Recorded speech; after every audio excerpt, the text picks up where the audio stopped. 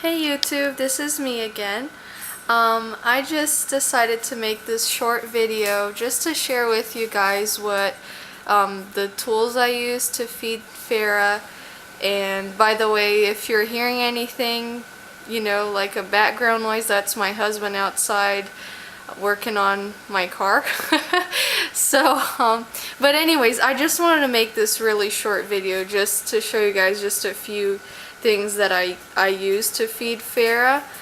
It just works for me. I mean, everyone does, everything, different from each other. We all, get our own ways of doing stuff, but the most thing that's important is feeding your baby snake.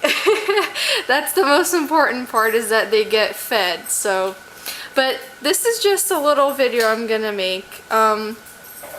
Right now, as you can see here, I have a little tong. I actually got this at Harbor Freight, and obviously, as you can tell, it's not the usual tong, but it was actually sold to me as a, I think they said it was a clamp, and I think it's a 10-inch clamp, 12 or 10-inch.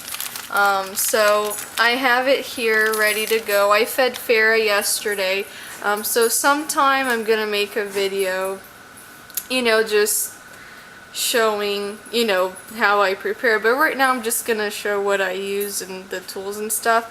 So this here, it was really cheap.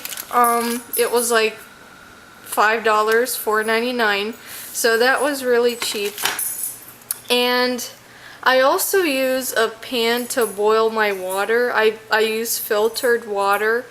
So I boil a little bit of water, and the water that I boil I put here on this mug, and I let it sit. I don't dip the mouse in it quite yet. I just let most of the evaporation get out, and I test it with my finger. So I really don't care if I get burned. I just don't want Farrah to get burned. So I make sure, that it's not, at burning level, but it's, warm enough and hot warm enough that I can dip, the mouse in there so it can get a, bit of a heat. But either way, I have my mouse. I feed her frozen thawed, and I have my African fur in little bags. When I first got her, I thought I had Ziploc bags at home, but I actually just had the twisty bags, where you just have the bag and then you have a little tie thing that you can tie. So I used what I had. So they're in that. So what I do is I get the mouse. Like I said, I boil the water and then I put it right here, and I let most of the evaporation get out. That way it's not burning hot. That way it doesn't melt the plastic, but I try not to put the plastic in there because I don't want any of the, the plastic material or whatever, seeping through the water and getting into the mouse when I, dip him in. So I just leave my, my mouse, my African fur, thawing overnight in the fridge. That's how I do it. And I take it out maybe 30 minutes to even an hour, depending, on the, weather and circumstance like that, and, the house temperature, because here in my house, I like colder and my husband likes hotter, so we're constantly changing the thermostat. But anyways, so yeah. So I pour the water here, I let all the evaporation out, and I forgot to put here too, but I always use paper towels. I use a lot of paper towels. But yeah, so I put the water here and let it evaporate. I have a scissor dedicated to feeding Farrah. Obviously I wash and I disinfect and all, but I'm just kind of picky. So I have a scissor just for this task.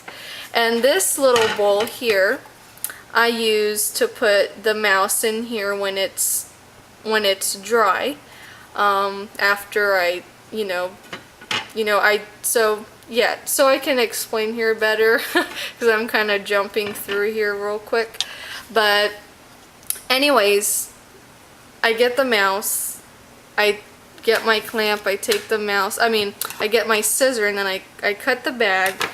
I get the mouse out with this, and and then I dip it in there for maybe 5 minutes, 7 minutes even, and I take it out of the mug from the warm hot water, not hot water but warm hot, and I put I get 2 sheets of paper towel, the complete paper towels, not the ones that you can rip in the middle, but get 2 of the 2 complete ones. See, I got paper towels now. So as you can see, I have 2 complete ones here.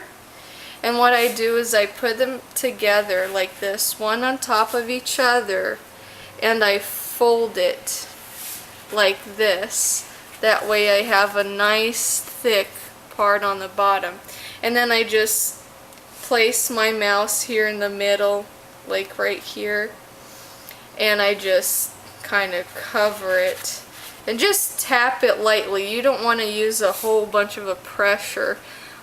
You just lightly, and just and then you come here and then you take this other part and do it, and then I flip the mouse to its back or belly depending on which side I did first, and then I do it all over again, and I do this and then I do that.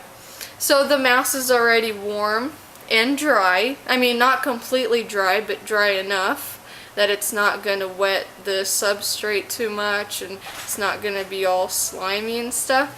So I just put the mouse inside this little plastic container here, and that's about it. And then I use the clamp for feeding. I actually don't grab the tail, I grab the little skin on the neck and kind of pretend that the mouse is moving. But then again, that's about it. That's pretty much all you need. It's a really homemade type thing, but like I said, the most important thing is to feed your snake. So it doesn't really matter, it does matter how you do it, but there's just certain things that it's really personal, and people just do what's better for them, what works for them, but it's safe. And it's it's safe enough to feed the snake. And one important tip, don't thaw your mouse in a microwave, please. Alright, catch you guys later. Bye bye.